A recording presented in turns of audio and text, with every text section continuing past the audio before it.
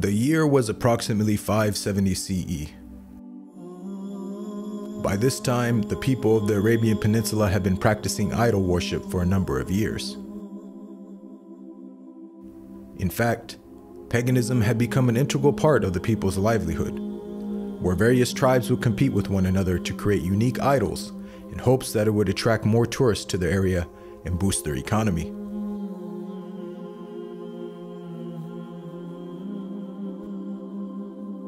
None were more successful in this endeavor than the people of Mecca. And by the end of the 6th century, the city of Mecca had become the center point for all religious tourism and trade in the region. That was until a Yemeni king by the name of Abraha had decided that he wanted his kingdom to the south to become the central religious and economic point in the Arabian Peninsula. And so, Abraha devised a plan to create an immaculate building that would be so grand it would overshadow the city of Mecca and attract all of its tourists and business.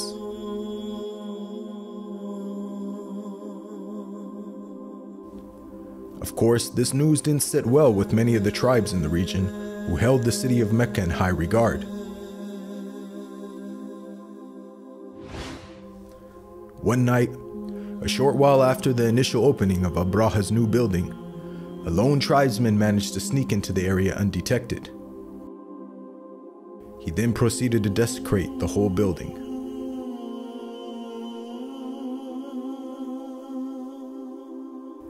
The next day, when news of the vandalism had reached Abraha, he became extremely upset, for he knew that this was done for no other reason than to extract revenge for his challenge to Mecca. And so, Abraha gathered his troops and announced that he intended to go and destroy the sacred house in Mecca once and for all.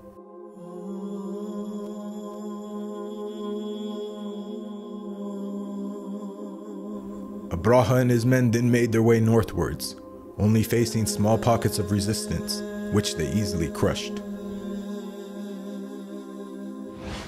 When news of the army's approach reached the city of Mecca, the people knew that they couldn't possibly fight off such a large number of men.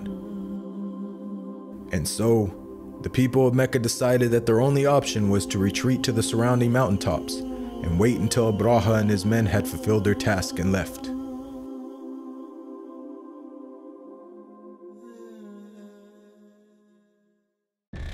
By the time the army had reached the outskirts of Mecca, the city was completely empty, and it seemed as if there was nothing that could stand between Abraha and the sacred house which he had come to destroy.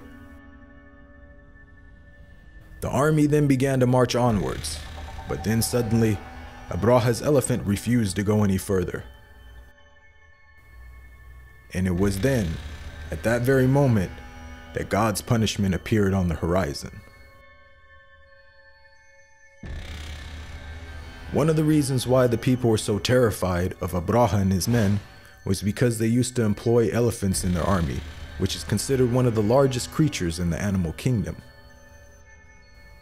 And so, God Almighty responded to Abraha's arrogance by sending an army of one of the smallest and most harmless creatures on earth to destroy them.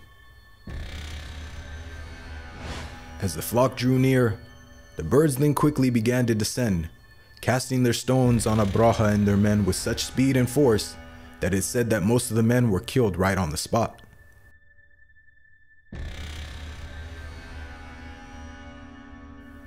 When the dust had finally settled, the once massive army, whose ranks were so large they appeared like stalks of grain, had now been completely decimated and destroyed, scattered across the desert lands as if they were trampled fields, eaten away by cattle.